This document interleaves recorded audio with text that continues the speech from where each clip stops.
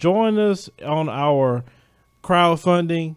Help us complete that task. We're supposed to be going to Mekelle, Ethiopia. We're going to do a lot of things out there. Brother T West has been out there as well. So he can tell you there's some great things for us to do out there. From what Brother T West was stating to me earlier, make sure you check the pinned comment on the videos. You'll have that link there. Any amount is grateful, and we thank you for that ahead of time. Remember, everything that we do is supported by you, the people. We don't have sponsors because we talk to, I guess, militant at times and with too much love for black people for these companies to partner with us. So if you want us to continue to do that, we need your help to do so. And I want to thank all the people who have helped the 100 and I think it's a little over 100 people that have donated, but we have a lot more than 100 people watching this show as I'm looking at. So if everyone is watching the show, we'll go over and donate to our crowdfunding. We have 122 supporters that's donated so far. So guys, go over there. I'll put the link in the chat real quick, and that any moderators make sure that you remind people, hey, we have to support our own. We can't depend on nobody to do that. So we definitely want to thank, and everyone is joining it now that's coming in. Appreciate you. So ladies and gentlemen, today we're going to be speaking with our brother T West, and we want to thank him for joining us today from Afrisynergy News. One thing before we get started, make sure you're here 7:30 Thursday evening on the live stream. We're having our first ever debate. It's going to be more so like a presidential debate, moderator, sanctioned the right way, but just make sure you come back Thursday, 7:30 p.m. Once I get the flyer, which should be tomorrow, I'll post it in the community tab on the channel and also on the social media pages, and you will get to know who is battling it out on the debate. If you don't like debates, don't watch. I don't want to hear you telling me that you don't like debates and what is it going to solve. And look, if you're looking for a debate to solve a problem for you, you're screwed. So with that being said, brother T West, thank you for joining us on the show today. Now, first question I want to ask, how did you get started doing your platform, the Afrisynergy platform? Well, wow. I've been doing what I'm doing, but I've been writing. I started out writing, of course, and that was all the way back in the 1980s. And then when Prodigy came along, that's before the internet came about. You had Prodigy. I was there, and others were out there. People who wrote for the Wall Street Journal were there on Prodigy. Donald Trump was out there on Prodigy.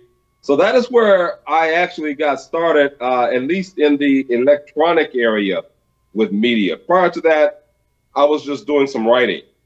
And with the Afrisynergy News channel, after the internet started, after Google started YouTube, at least about 10 years ago, almost 10 years, it's been almost 10 years now, I started my first channel on YouTube.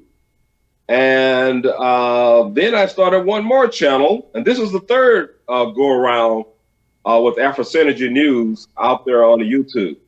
So that is how I got started with it. It's just another vehicle, another medium for communicating to the people, communicating the truth to the people. And that is what's most important with Afrisynergy News, is to communicate the truth to the people. So that's what we try to do always. Now, I remember watching your channel, long time ago, some years ago, and you was one of the first people that introduced me to Robert Mugabe, because I didn't know who he was at all. And I heard you talking about him, I researched him, and I said, man, I like this brother. Now, when it comes to Zimbabwe, and a lot of people don't even know the history, they just came on later on and say, oh, Mugabe is doing this and that to his people, which, you know how the West put out a lot of lies about African nations. But for people that don't know, what is about Robert Mugabe? I remember you was calling him the Lion of Africa. That's right. He's the old lion of Africa. As you know, Mugabe is up in age, and he was at one time he was a darling of the British, of the monarchy in Britain, and they even awarded him the highest prize that Britain offers out to people. However, because Britain did not carry out the Lancaster House Agreement in relationship to redistribution of land in Zimbabwe, and Zimbabwe waited for over 10 years for them to carry it out, and they did not. So Mugabe decided, under pressure from many of his followers, decided that they would go ahead and carry it out themselves. So that's when he fell out of favor with the British, and of course the Americans, and of course the other Europeans. So it takes a lot of courage to do that. As I said, he was a darling to them, even though he and his followers, they were the ones who got rid of the Rhodesians and brought liberty and real justice and freedom to Zimbabwe. So Robert Mugabe is forever a man who should be esteemed among the many giants among African leaders, forever. Yeah, Robert Mugabe, and what I respect about him is that he was about action. He got rid of the white supremacists when they used to be Rhodesia. That's right. That's right. I mean, they fought. It was war. They fought, and Mugabe, they won, and that's a good thing. And that is also what we as a people must do. And there are different ways of fighting. Fighting is not always. It does not always mean picking up a gun. It doesn't mean that always. There are other ways to fight here, especially here in the United States of America. As African Americans, we have to go about the business of fighting in order for African Americans to get what is rightfully theirs right here in the United States of America. You know, I just did a recent program, and it was about illegal immigration and reparations. And one thing that I said is that if the Democrats and even some of the Republicans are going to continue, along with some of these federal judges, if they're going to continue to insist upon these millions of illegal immigrants entering this country illegally, then right now, African Americans must demand reparations. And for those who are running for office, political office in any of the black districts, African Americans must demand that in their platform they include reparations, because what's happening with illegal immigration is eating up African Americans' economic share here in this country. And as you know, and we all know, it was the African Americans, their ancestors, who actually built most of the great wealth of this country. It was the African Americans, the African people, who came here when it was very, very dangerous here in this country, and they were the ones who built infrastructure. They were the ones who tilled the soil, who brought about food and other products. And then after that path was made easy, then you started seeing a huge number of Europeans immigrating into the United States of America. And not only the United States of America, but you saw the same thing happening in Mexico. In fact, it happened in Mexico first. You had at one time you had more Africans in Mexico than you did here in what became known as the United States. But you could not tell today. If you were to look at the statistics and the census of Mexico today, you would not be able to tell that there were, in fact, more blacks in Mexico at one time than there were in the United States of America. But yet through miscegenation and through some of the other genocidal programs in Mexico, through Spain and then through Mexico, they wiped out even lots of blacks in Mexico. And it was only in the 1990s that Mexico finally even established an ethnic category for black people in Mexico. So, and now what you have some of those same groups of people immigrating into the United States in the millions, legal and illegally. And the first communities that they go into are black communities here in the United States of America. And when they acquire the numbers, when they get a majority in an area, then they make their own rules and they make various demands, i.e. sanctuary cities. This is brought about by them and those who are their agents. Agents being pale-skinned Americans and agents also sometimes being African Americans. You see Kamala Harris, a senator of California. She said a few months ago that the United States is going to be like California, that the United States is going the way of California. And she was saying that in a glowing way, in a way that says, yes, this is the direction that we want things to go.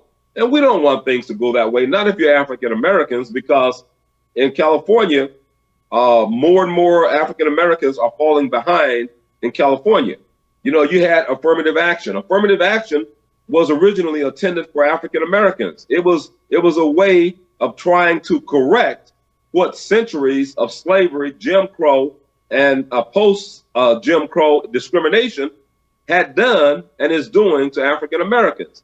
But now what you have in the United States, you have all these other groups who now pile on and take many of those benefits, including pale-skinned females. So as well as these various illegal immigrants, when they come in, they're also taking some of those benefits as well here in the United States of America. And it's time for African Americans to wake up, not only wake up, but to move towards action. You've got a midterm election coming up. And one of the things that African Americans should demand, especially against the Democratic Party, you should demand that they choose between illegal immigration or reparations. And if they're going to continue to support all of this illegal immigration, which short-circuited black economic growth in the United States, which was also in part intentional, if they're going to continue to support illegal immigration, then African Americans should demand, not wait for another election, but beginning in this election in November, they must demand reparations for all the centuries of work that African Americans have done to make America economically a great country. Okay, you can talk about a country being great in different ways, but there is no denying that America was a great country economically. But that greatness came about primarily because of free labor. The largest cost item in business is labor, not equipment, not other things. The largest cost is labor. So when you have free labor, that means you built a nation. You built the foundation of this nation off of free labor. First in the agricultural industry. That wealth was then leveraged into the Industrial Revolution. That wealth was then leveraged, and I talked about this way back in the 1980s. That wealth was then leveraged into the computer technology revolution. It is now being leveraged into other industries such as nanotechnologies. So, you know, the old song that Billy Preston used to sing, nothing from nothing leaves nothing. You got to have something, okay? In order to create something, you need to have something. So America got its something, which was its wealth, primarily from all of those centuries of free labor from African Americans working here in this country under chattel slavery. Now, some folks will say, well, the Irish were enslaved also. Well, that was not chattel slavery. That was indentured servitude. And there were rules and guidelines for that. And there was also the 7-year jubilation, which after 7 years, you were to release all debt that person, that Irishman may have owed. You was to release that debt and they would be free. And there were laws also that you were also, if you owned them as an indentured servant, you were also supposed to pay them something, to give them something, a little piece of land or something. So we as African Americans, we have never, ever been given what we are rightfully due here in the United States of America. And right now, you see that this government, especially the Democrats, but not only the Democrats, but some Republicans as well, they're piling on by supporting this doggone so-called open borders, which is allow these illegal immigrants to come in the millions. And when they come in, they're taking resources that primarily would go to African Americans. And you see that in California and other areas across this country. Even in the South where you have nearly 40% of blacks reside, in the South, you've got illegal immigration affecting the South now.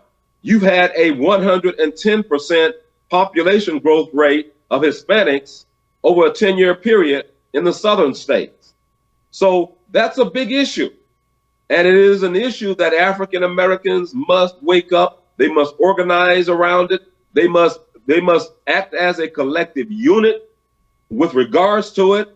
It's time out for this self-identity, me. It's time for us. It's time for the African proverb of sticks in a bundle. You cannot break. It's difficult to break sticks in a bundle, but it is very easy to break a stick that's out there operating on its own. So anyway, I'll stop right there for a moment, Brother Phil. Okay, well, let's talk about black people in California, because black people in California are really, just from what I'm hearing, and they're losing out. And you talk about the illegal immigration, and not just coming from Mexico, but they're coming from Central American countries as well. And, a lot of them just kind of come to the border and just demand to come into the country. And you're right. We have toiled this land for hundreds of years. We are getting our head kicked in constantly, our kids murdered, and no one could even come over here. It wouldn't have been for us because we fought constantly to have rights. And then other groups come over and then they look at us like, whatever. They're like, forget y'all black folks. You get what I'm saying? So since a lot of black people in California literally are just done, they're done. What's holding them back from saying, let's go back once again and make the exodus back to the South from where we originally came from? Well, what's holding some of them back is different things that's holding some of them back.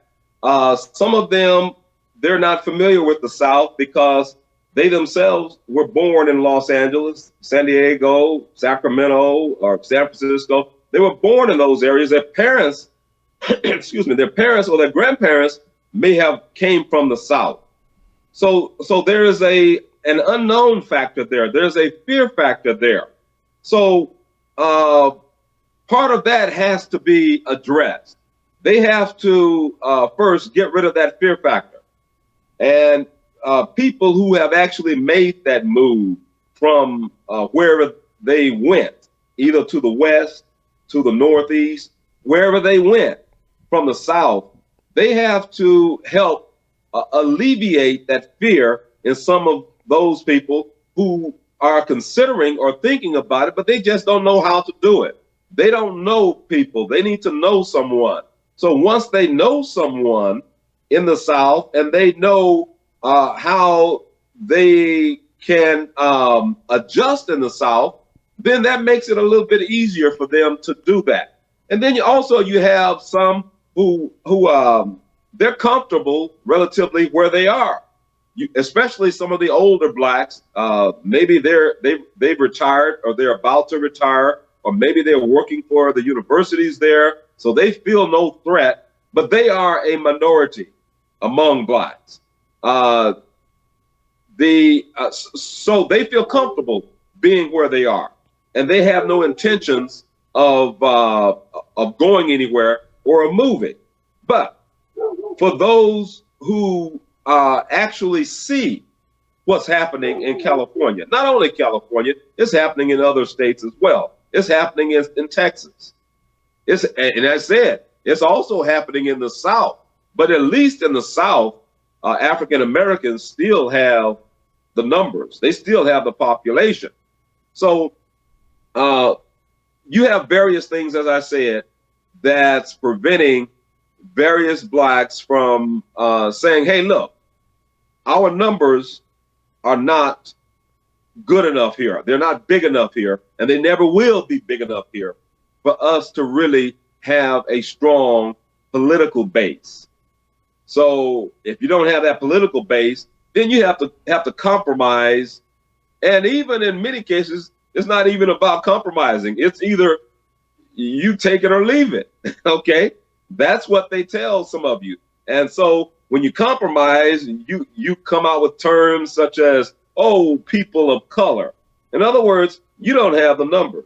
You don't have the power. So therefore, you have to collectively coalesce with other groups of people, LGBTQ, Hispanics, and various other ethnic groups, in order for you to have, or at least for you to think that you have a little bit of power. But that will never overall work in the favor of black people. And in large part, it's because of the perception that other people have of black people. And that perception runs very deep. And it's a very, very entrenched perception. And oftentimes it is not a positive perception. But that was a perception that was calculated and inserted religiously long ago by the so-called Jews, the Ashkenazim and the Sephardim. That was inserted into the psyche. It was inserted into the churches, into Christianity, Catholics first, and then the Protestants. That mentality was inserted into the minds and the thinking of people about black people. Like in the Talmud, it says that the black people shall be born ugly and black, and that they were taught to love theft and fornication, and that they would be slaves. Okay? So that is and was their justification for enslaving black people. But we have to realize something. Black people overall, as a people around the world, we sit upon what makes the world go around. And what I mean by that, if you were to talk about the continent of Africa, Africa has the greatest amounts of unique resources, bar none, throughout the entire world. Africa has the 4 most strategic metals in the world, which is why you have Africa Command with the United States, which is why you had NATO bombing Libya in 2011, because Africa has the 4 most strategic metals: chromium, cobalt, manganese, platinum. Those are the 4 most strategic metals in the world.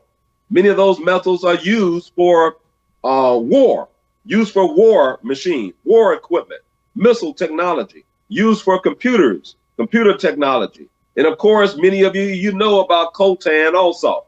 Mm-hmm. But coltan is not one of the top 4. The top 4 is chromium, cobalt, manganese, and platinum.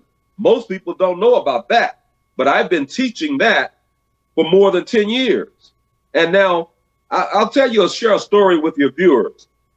In 1973, 1974, there was an oil embargo on the West, against the West. And the United States, they lied about what was the cause of this oil embargo. And I'll tell you what the cause was. At that time, this was before the formation of OPEC. And Iran said, and now Iran's in the news today, but I'm going to give you a little bit of history here very quickly. Iran said in 1973, 1974, that the United States buy oil from Iran. And they were buying this oil at that time for around about $3.44 a barrel. $3.44. Right now, today, the cost of a barrel of oil is $70.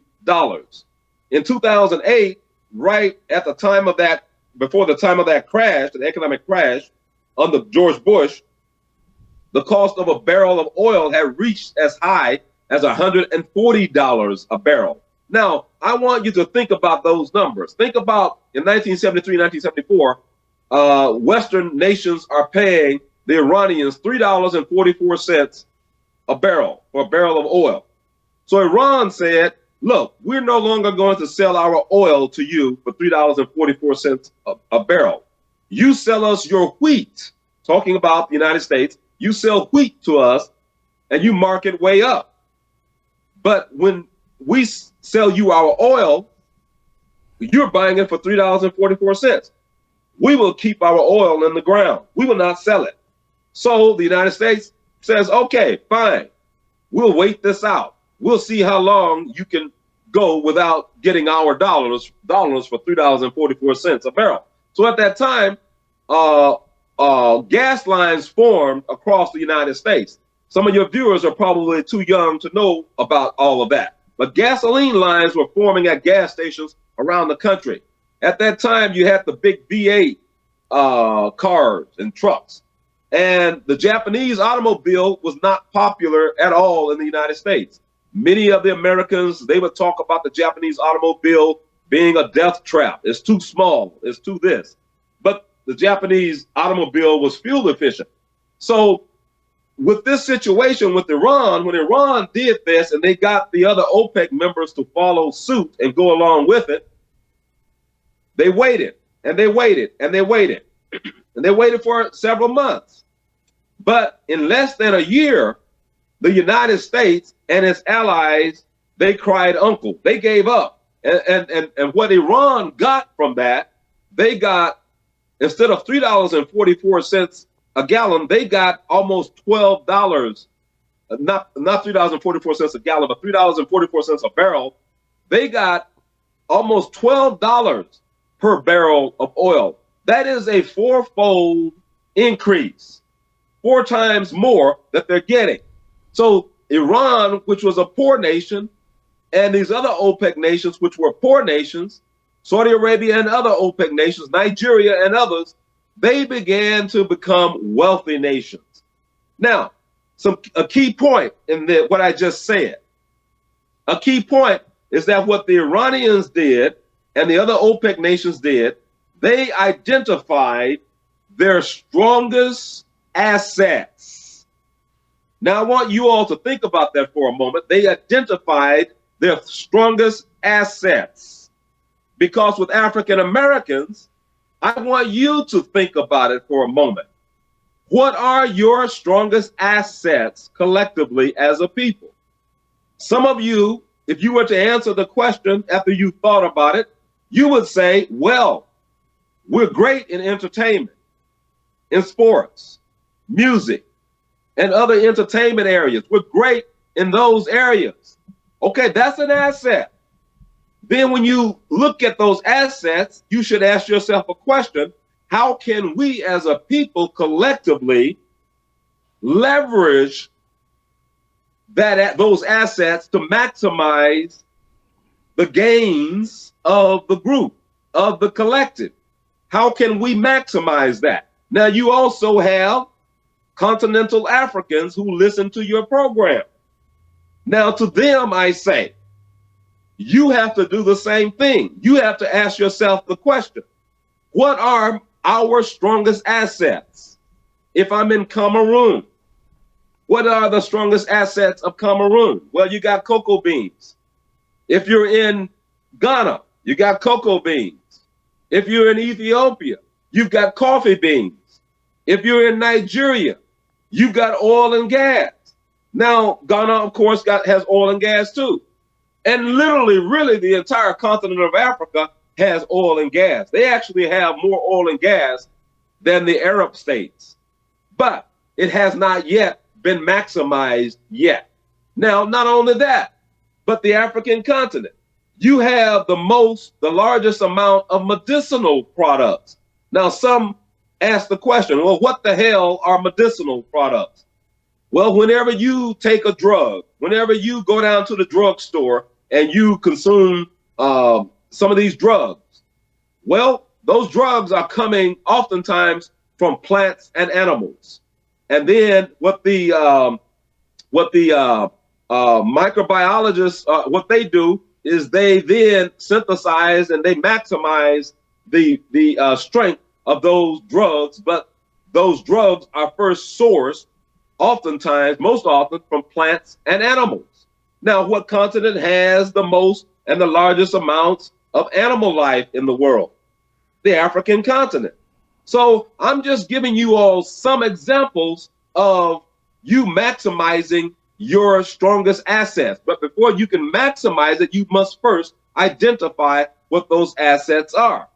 Now, OPEC formed that cartel. For the African continent, you need to form your own cartel. I call it a collective cartel, a cartel that consists not only of oil and gas, but also of medicinal products, also of the four most strategic metals in the world: chromium, cobalt, manganese, and platinum. Now, some of you probably have realized and noticed that I haven't even mentioned diamonds, because when most of you think about Africa, the first thing that comes to your mind as far as wealth is probably diamonds.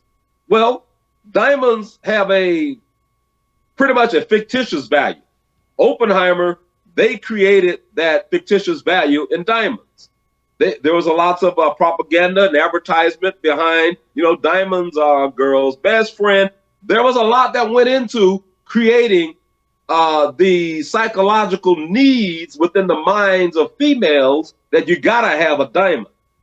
Okay? So, but when we start talking about real products and things that really make the world go around, most of those products come from Africa. Now, you've got some of your listeners, and some of them come from the Bible area or a religious area.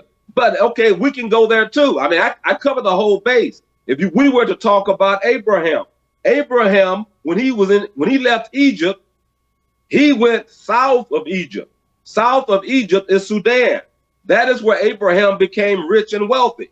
Now, if you look at Abraham's nephew, Lot had a choice. Abraham said to Lot, his nephew, okay, what do you want? Do you want the land over here to the left, or do you want the land that's over here to the right? Lot looked to the right, he looked to the left, and he says, I want that land over there. The land that he chose was the land of the bright lights. It was the urban area. It was the city area. That was the land that he chose. Abraham chose the land that was a desert. If you looked at much of Sudan, most of Sudan is desert, with the exception of the area where the Nile River flows. Okay? But Abraham chose that. And if you know the biblical story of what happened to Lot and his family when they chose the urban area, they chose the city, is the similar thing or similar path that has happened to so many African Americans when they left the land of their ancestors. I'm talking about the South, because it was the South where the Europeans first put and brought the African people. When they left the South in the 1940s, 1950s, and they went looking for a better life in the West, in the Northeast, well, they found a better life, at least for a while, and many of them retired with a good pay and all, but a lot of their children, not all of them, but a lot of them, they went to hell. Okay, so you had a similar situation with Lot and his family. Okay, so you have the blacks all off in the cities, in the urban areas right now, and you have the police who are shooting them. You have crime, black on black crime, where blacks are killing each other. Because as Charles Darwin once said, with a species, whenever you remove resources from an area, food and jobs and things like that, with animals, food and all, the species will do two things. They will breed, that means they will have lots of children or lots of babies, or they will fight. And is that not exactly what we see happening and have seen happen in black communities. Now, of course, whiteism, I don't believe in white supremacy. White supremacy is a myth. I call it whiteism because when you say white supremacy, you are denoting that you are, as a black person, you are inferior. I don't push that line. So when blacks went into the cities and they stayed in the cities, what happened to many of them, they started falling to crime. They started falling to the drugs. They started falling to many of the traps of the city. They started falling to this this dead policy of homosexuality. Now, why do I call it a dead policy? It's a dead policy because men with men cannot produce life. Women with women cannot produce life. So it is a policy of death. So this is what they ran into in the urban areas eventually. They ran into the Planned Parenthoods, where the majority of people in these inner cities who are having abortions carried out on them are black females. Now, you can't put the monkey totally on the black female's back, because black men have a responsibility with that as well. So the choice of will I go left or will I go right? Lot made that choice. And then after he made that choice, you had the cities of Sodom and Gomorrah. So during the Obama administration, they revised the National Defense Act. And in this revision under the Obama administration, in this National Defense Act, they removed the words in there, taking liberty with a child. We're talking about military now, military soldiers taking liberty with a child. In other words, it's okay if you, in the time of war, if you sexually molest children, okay? They removed the word sodomy. They removed the word bestiality from the National Defense Act. This is the real America. And Obama signed all of that into law. So with this again, I'll end with this where I started, which is we must identify our strongest assets. We must maximize our strongest assets collectively. We must do that as black people in America. So I'll close out with that right there, Brother Phil. All right. I said, hey, I had to let you get in. You was on the roll, dropping that knowledge. I love that. That makes my job extremely easy. Trust me. When I interview someone that's dropping a lot of knowledge, because guys, I was seeing some people in the chat room saying that why I'm not saying nothing. I'm just soaking it in like y'all soaking it in. So I'm learning too. So you said a whole lot of things in there. Definitely for sure about Africa, the resources, talk about our reputation and how the Ashkenazi Jews have actually put out some negativity about our reputation. And speaking about our reputation, I want to touch on that. Everywhere in the world you go, they, as you stated, they have negative views about us as black Americans, right? And when I do interviews with African people, we all have that conversation. They don't have a negative interview about, view about me personally, but that's what they get to hear. And they say that, well, it's Hollywood that put out this images of black people. So let me ask you a question.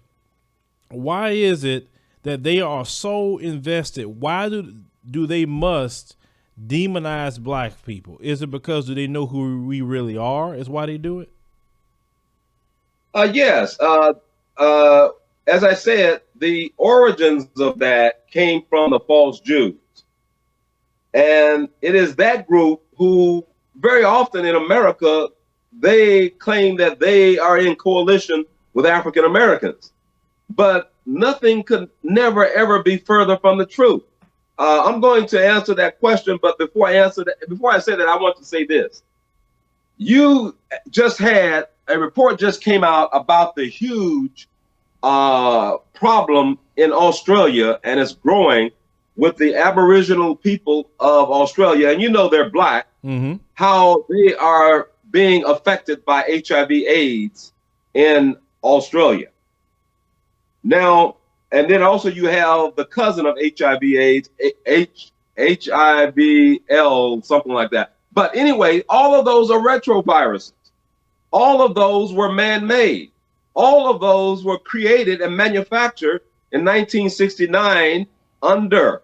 Now, y'all mark this down, because when I come to you, I come to you with the facts, okay?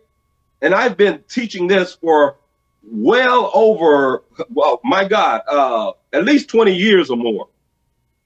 They manufactured the HIV/AIDS under the House bill. The House bill was 15090. Write it down, 15090.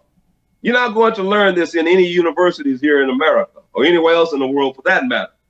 And also the Senate bill was 91-171. Again, the Senate bill was 91-171. It was under the Army and the National Institute of Health. And it was entitled Synthetic Biological Agents. Now, write it down, agents. That's with an S. That's plural. Not just HIV/AIDS, not just Ebola, but other agents, synthetic biological agents. These were retroviruses that were manufactured by the U.S. government.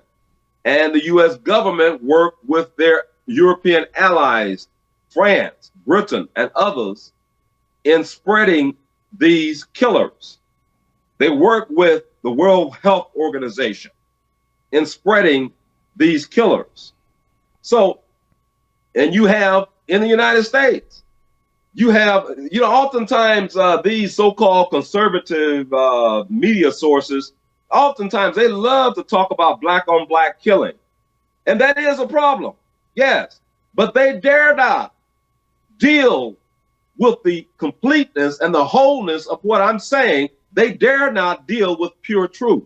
And the pure truth is this, is that throughout history, all of history, if you were to take all of the wars combined where humans have killed each other, disease has killed far more than all of the wars combined throughout history. Disease. And that is the methodology that the United States and many of its allies are utilizing to actually try to wipe out, reduce the population of black people and also other people, but more specifically black people around the world. That's what they've been doing, biological warfare. And that's why for a long time, the United States, the Senate, the U.S. Senate would not ratify the UN, United Nations Treaty on Genocide. They would not ratify it. And they only ratified it many, many years later after they rewrote it. They had to rewrite it because the United States, under what it was written, how it was written at first, the United States would have been found guilty of genocide. So when we talk about killing in the streets, 40 people killed in Chicago a few weeks ago, just over a week period, less than 7 days. When they talk about things like that, well, I also say this: there are far over and many times more blacks who are being savagely killed via biological warfare programs, but that is not entered into their statistics. But we're keeping track of that. Now, let me get back to your question. Your question again, Brother Phil, what was that again? All right. So it was talking about the demonization of blacks worldwide. Why are they so invested into demonizing blacks worldwide? Is it because they know who we truly are? Yes, they know who you truly are, but even more importantly, they know what you possess. There, for a very, very long time, even the Africans, they have been saying, we are poor, we are poor, we are poor. And I've always said, no, Africa is not a poor continent. Africa is the richest continent on the face of the earth. Africa is the continent where all nations that become somebody, where all nations that become wealthy. Africa is the continent where they have to go. Where is China at right now? They're in Africa. Mm-hmm. And China is rising more and more above the United States. Where was Britain before they became wealthy? They went into Africa. The greatest asset that was taken and brought out of Africa was your ancestors and my ancestors. That was the greatest asset, greater than cobalt, greater than chromium, manganese and platinum, greater than diamonds, greater than coltan. That was the greatest asset. It was the humans, it was us.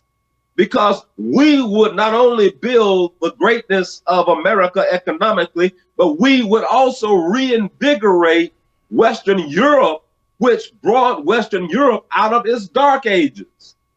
And if I was to start talking about Europe's dark ages, oh, it would sound pretty bad. I mean, there are women forced to wear these chastity belts. And then after all of that stench and all of that mess, then you have the bubonic plague, the Black Death, and they wonder why the hell that happened to Europe. It was because of all of that filth that was happening in Europe at that time. So, yes, it is in part because they know who we are. They also know that wherever we go, wherever we are taken, that we always rise. We always rise. I rise. We rise. Always. If you look at the ancient biblical history of Joseph going down into Egypt, well, what happened in Egypt? They rose. Joseph rose. And then Joseph's people rose. Those are your ancestors. Those are not Benjamin Netanyahu's ancestors. Those are your ancestors. This is not the first rodeo for us here in the United States of America. Or if you're down in Mexico, that's not your first rodeo. Or if you're in any of the Caribbean islands, if you're in Jamaica, or if your ancestors were taken into Europe and enslaved over in Europe, that's not your first rodeo. We have been builders for a very, very long time. In Africa, the biggest, the biggest industry that people work in is farming. And what did they need? What did the Europeans and Americans need here in the Americas? They needed people who understood and knew about farming. That's what they needed. Now, the Europeans have a long history of warfare. They have a long history of killing each other, each one of the tribes, killing off each other. But eventually they got a little smart and they says, hey, look, we need to stop killing each other and unite and start killing other people and take their junk. That's what we need to start doing. And that's what they're doing right now. They unified collectively and they started doing what they were once doing to each other. They started doing it to other people, to the darker ethnic groups of people. So yes, they know who we are. And also they know what you're sitting on. They know the wealth that you're sitting on. They try to steal those things. You know, rock and roll, where did it come from? Came from your people. Rhythm and blues, where did it come from? Came from you. Hip hop, where did it come from? It came from you. So that's just in the entertainment area. So, but even, you know, of course, we could go into scientific areas and see where all that came from. We could go into how the Greeks were trained by Africans. We could go into that because it started somewhere and it started in Africa. That is where it started at. So, and that's why it's very important for African Americans and continental Africans to work together. Because when missionaries and diplomats and others go to Africa, they're going to tell the Africans a lie about African Americans, just like Hollywood often does. They're going to tell you a lie about African Americans. And here in America, in many of the schools and churches, they'll tell African Americans a lie about Africans. Oh, they're poor, flies and just filth. And no, no, no, no, no. Africa, I've been there. I've been to the continent more than once. And what you see over there, you see some cities that are as modern and some that are more modern than cities here in the United States of America. Now, you have poverty everywhere. You have poverty right here in America. You go to Saudi Arabia, a wealthy nation, you will see poverty also in Saudi Arabia. Most people do not know that, but you will see it there. I know that.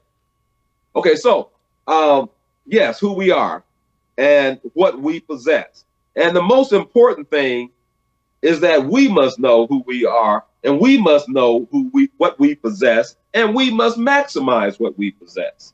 Okay, go ahead, Brother Phil. All right. So I was speaking to a brother from Cameroon today, and they stated that Africa has the youngest population in the world. Okay.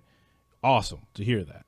And we know revolution through the youth. And I when I was talking to this young brother today, he was saying that he's sick and tired of the French colonizers. And he used the word colonizer.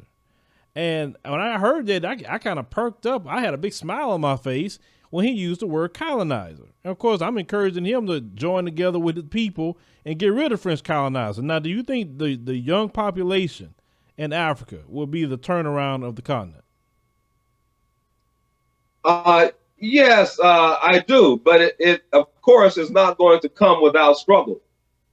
Because oftentimes what happens is that if you've got that fire in your heart to really make real change and positive change for Africa, well, oftentimes, and if you're intelligent and you know how to maneuver through things, oftentimes you have been marked and they're watching you. And sometimes with some of these young brothers and sisters, what they will do, they will try to buy them out. In other words, they will throw accolades at them. They will draw them in. They will give them things, money, position, access, and all. They will give them these things just to control the abilities of that young man, of that young woman.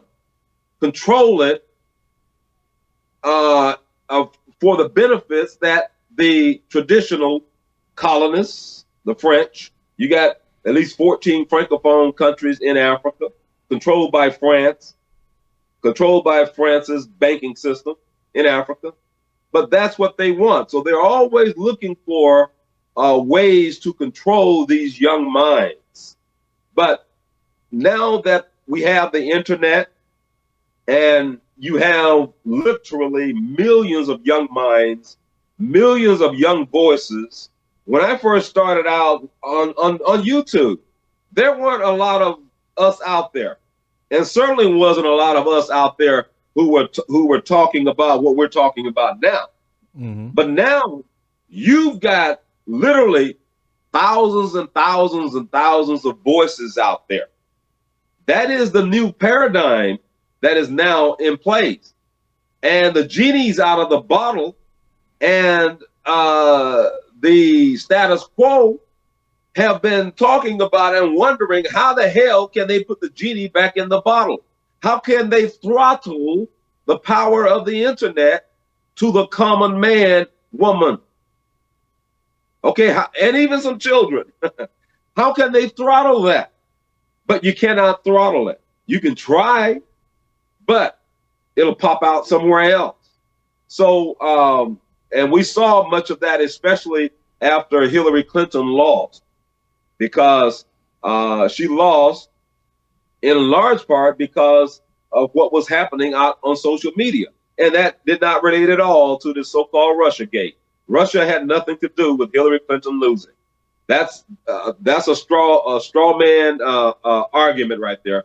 That had nothing to do with it. Hillary lost because she was a bad candidate.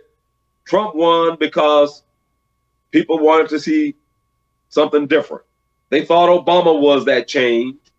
And then they found out, well, hey, Obama's creating more wars, killing more people, stepped up the drone attacks far more than George W. Bush. Okay? And one case referred to young African Americans in Baltimore as thugs. Okay? That was that pale skinned mother in him talking. All right. So these are the truths of right now. So I have high hopes for the young brothers and young sisters on the African continent who are doing things to better the continent of Africa. For well over a decade, 15 years, at least 15 years, the African continent, those 54 countries in Africa, they've had the fastest economic growth rate in the world. I mean, we're talking about growth rates of 6% and higher. Some of them much more higher than 6%. Angola was one example of that. When the warring stops, when the killing stops in Africa, Angola went through 27 years of war. But when what's his name? Joseph Savimbi.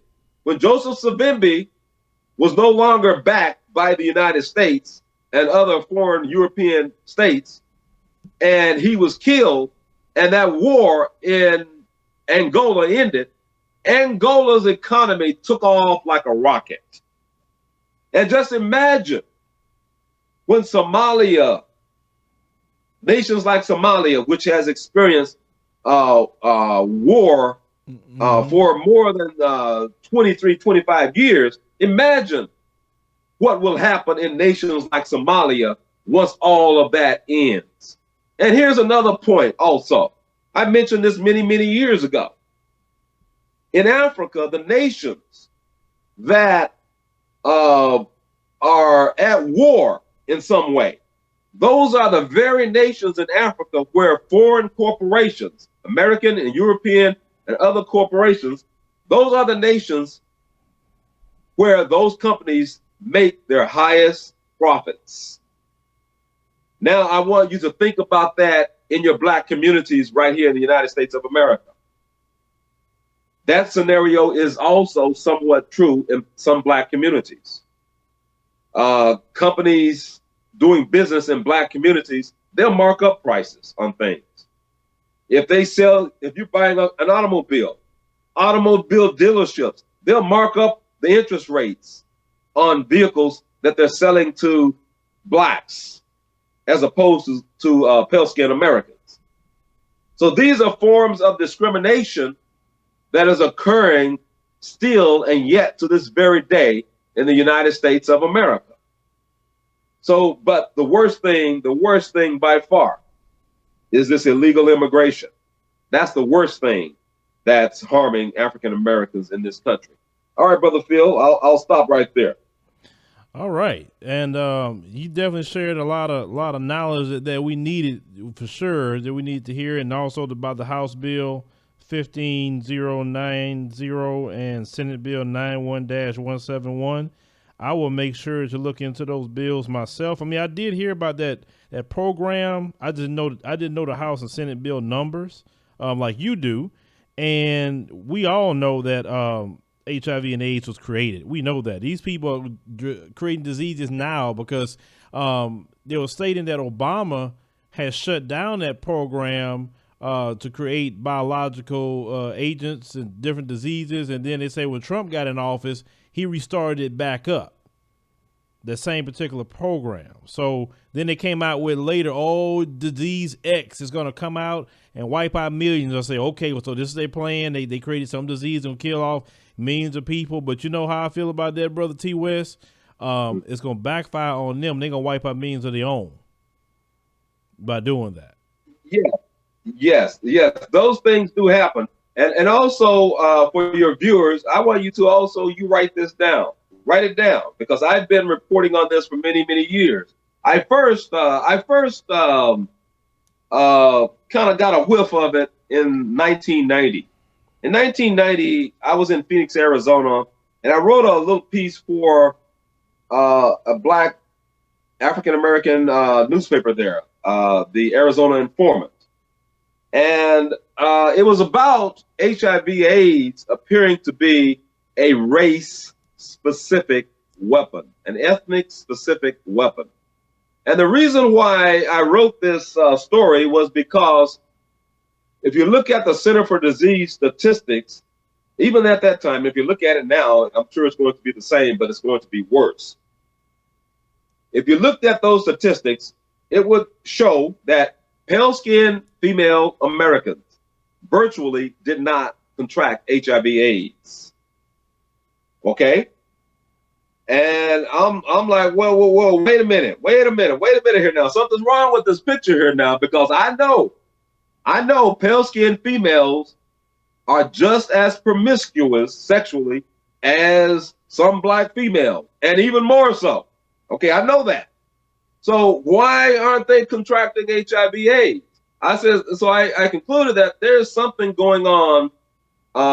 There's some factor, some vector that's happening right here, where this virus is going after and targeting certain people based upon certain genetic characteristics. Bro, So that was T. 1990. Bro, T. West, I hate to interrupt, but one thing that I heard, that when they write these viruses, they create them to attack a vitamin D deficiency that a lot of blacks have. Well, I've heard that, but here's a fact. This. I'm going to provide you all with a fact. Now, but before I provide you with this fact, I'm going to ask your viewers a question, and that question is this: of all ethnic groups, which ethnic group would you say is predominantly leading in the area of microbiology? Which area? Now, I want you to think about that for a moment. Now, so when I wrote that article, Abraham Foxman, who was at that time was the president of the Anti-Defamation League, Abraham Foxman wrote an article the following week attacking the article that I wrote. And he claimed that HIV/AIDS is affecting all people, ethnic groups equally. And he cited nothing. I cited the Center for Disease Control Statistics. I provided the chart showing that pale-skinned females virtually do not get it. But African-American females is targeting African-American females the hardest. Okay? Black males also, but especially African-American females. Now, why African-American females? It is because it is through African-American females that black life comes into this world. Okay, now, so what you had many years later, I discovered what is known as CCR5, Delta 32 negative. Now you can write it down. That's CCR. That's cat, rabbit. CCR5, Delta 32 negative. 32 represents the chromosomal position, the human chromosomal position. And those ethnic groups that are CCR5 Delta 32 negative, meaning that genetically in that position in the human chromosome, in the DNA, HIV/AIDS does not usually attack those sort of T cells. And T cells are there to keep your body, help keep your body disease free, to attack the diseases or viruses that attack your body. Well, the group that is predominantly CCR5 Delta 32 negative so happens to be the Ashkenazian group, the so-called Jewish group. Okay? So the Abraham Foxman group, the Benjamin Netanyahu group, it's that group. Now, back to the question that I asked your viewers earlier. What group of people boasts about their Nobel laureates in science, in medicine, in microbiology? What group boasts the most about their numbers in those areas? None other than the group of Benjamin Netanyahu, Abraham Foxman, those groups of people. So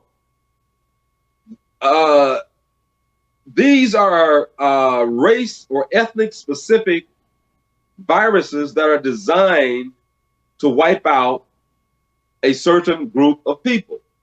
But, however, You're correct. Some of this do backfire on them. And also, they had expected HIV/AIDS to have wiped out much of Africa right now, but it did not. It did not. The people kept on being born. So now you have the largest Africa, as you said earlier, Africa has the largest youth population in the world.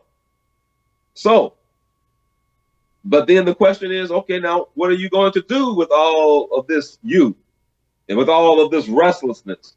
You have to do something with that, something positive with that. That's a lot of energy, okay? And you have lots of those young people who are losing their lives, leaving their countries, going up through Libya, being enslaved, being boiled in hot water and hot oil, being raped, being cut open for your organs in Libya. And that was a result of what Obama and Hillary Clinton did. And I shall never, ever, ever, ever forgive Obama for that. Ever. Ever. So, and some people try to make excuses for that. Hell no. I will never do that. Ever.